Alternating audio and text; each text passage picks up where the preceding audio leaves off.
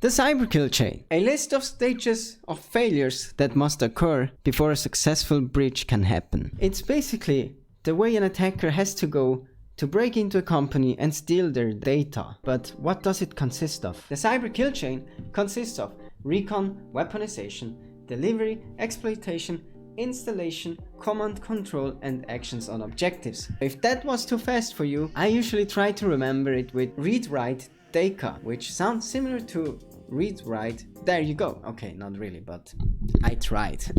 Now let's take a look at each of those stages, and maybe you can remember it better after that.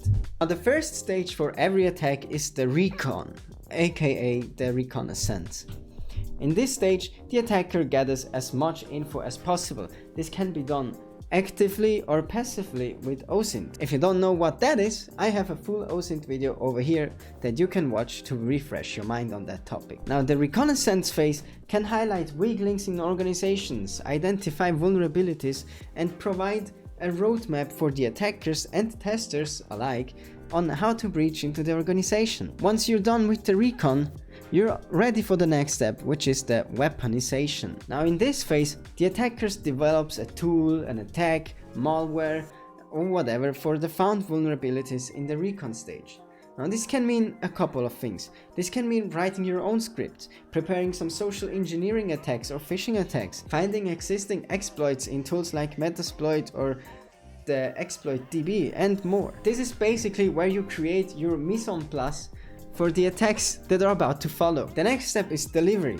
Now once you have your mise en place and have cooked your evil brew of attacks that you are going to deliver, you actually need to deliver those to the victim. This can be something as simple as dropping USB key sticks containing malware in a parking lot of the company, or it can be exploiting an FTP vulnerability to upload a reverse shell. Could be something like attach malware to an email or a phishing email and send that to the victim. I think you get the idea. If not, let me know down in the comments and I'll try to answer your questions as good as I can. Now, after the delivery, it's time for the exploitation. This is where the fun begins. It's the step where an attacker gains a foothold in the company. This can be like running the MSF console exploit, or wait for the phishing victim to trigger the malware, or after successfully uploading your reverse shell, you navigate via an URL to your reverse shells and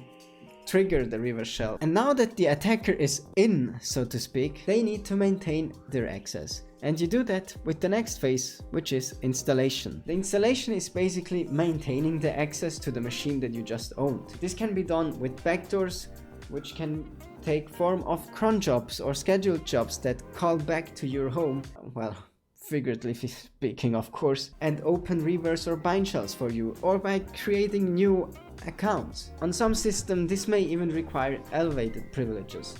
So the goal is that the attacker can now walk in whenever they like. If you want to know how something like that could look like, check out this video over here in which I conduct such an attack and persist myself in the installation phase. So now the attacker has persistent access. Maybe they even have administrative permissions.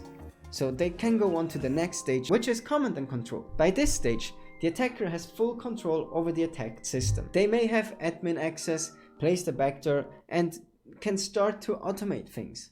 Essentially, the machine now belongs to the attacker and they can do whatever they like with it. So let's go on to our final stage, the devastating stage. Once the attacker has gained a solid foothold with installation and command and control in your organization network, they can start to attack the internal infrastructure. This means they can pivot to other targets, compromise multiple machines, become domain admin and what have you, depending on your internal security. At this stage, the attacker can also steal information and leak or sell them. Can install a crypto miner to get money, or worse, install ransomware or delete data. Now, if you want to know what tools and techniques attackers and penetration testers alike use, you can tune in into my live stream every Friday where I do some live hacking.